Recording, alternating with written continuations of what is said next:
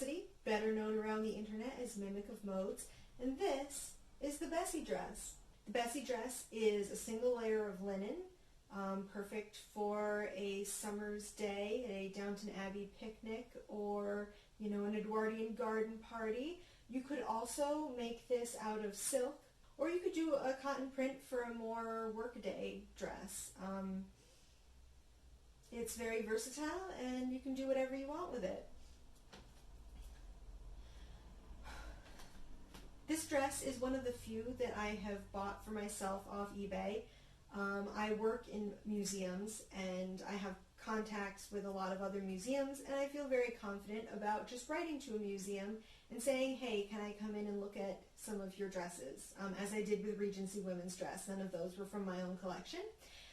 But when I purchased this, I had recently finished up with classes for my master's degree in Fashion and Textile History, Theory, and Museum Practice at FIT in Manhattan.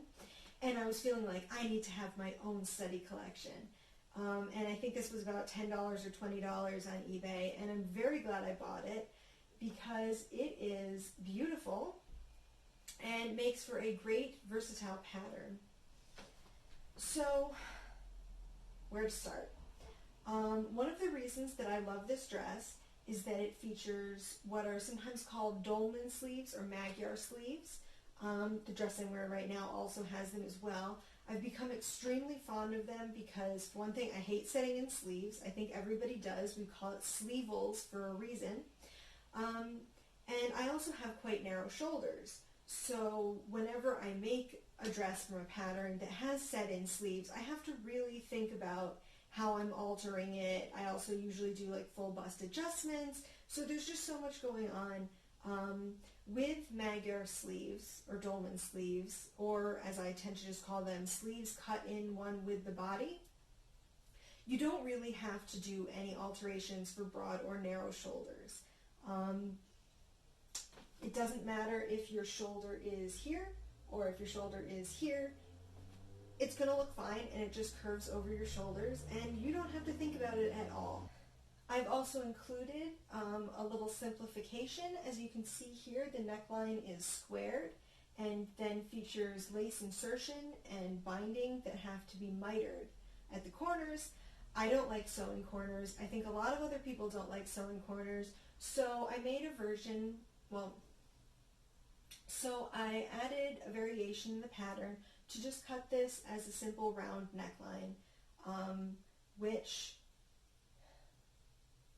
means that you don't have to sew those corners. But other than that, I didn't include any changes from the original dress.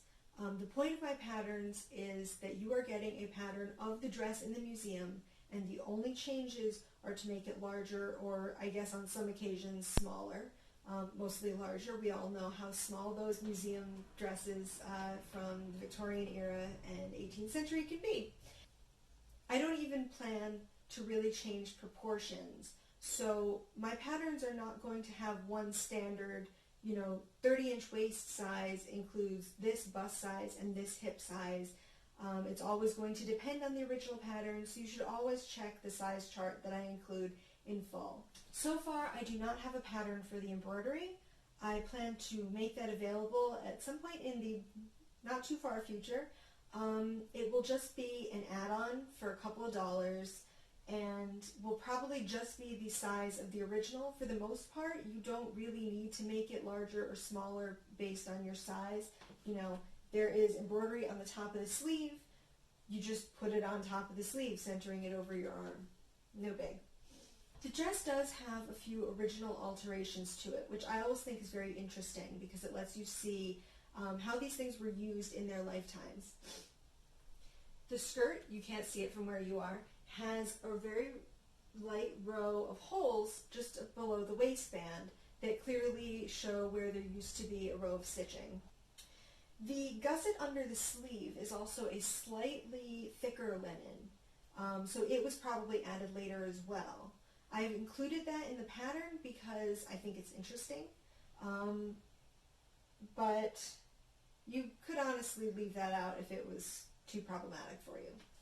Another change, which I did not include in the pattern, is that The bodice on the original dress only buttons above the waistband, and below the waistband it closes with hooks and eyes.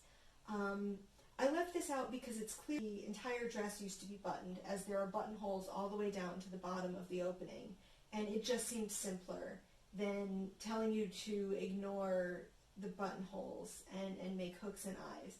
Hopefully nobody minds. If you don't like buttonholes, you can always make the whole thing fasten with hooks and eyes. Not a problem.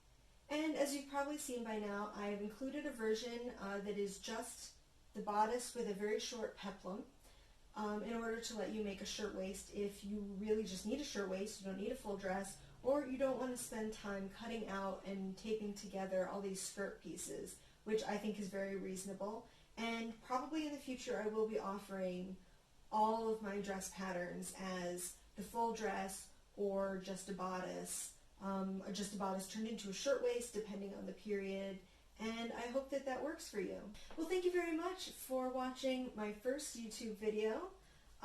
One last thing I would like to say is that the dress I'm wearing today, in case you're wondering, is Butterick 5556, which is a vintage repro pattern put out by Butterick, and unfortunately it's gone out of print again, but I strongly recommend it if you can find it on Etsy or eBay in your size, because I get so many compliments on this dress. And I'm not saying that to brag, I'm saying it because I think everybody likes to get compliments on their dress, and if you like to wear vintage style clothing, you might want to look for it.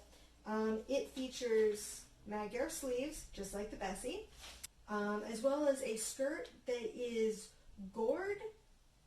So it's not quite a circle skirt, but it's gored and very full, which gives it a nice little poof away from your waist, as well as a nice flare all the way down. So anyway, thanks again. I hope I'll be with you again soon. I've got lots of things I can talk about.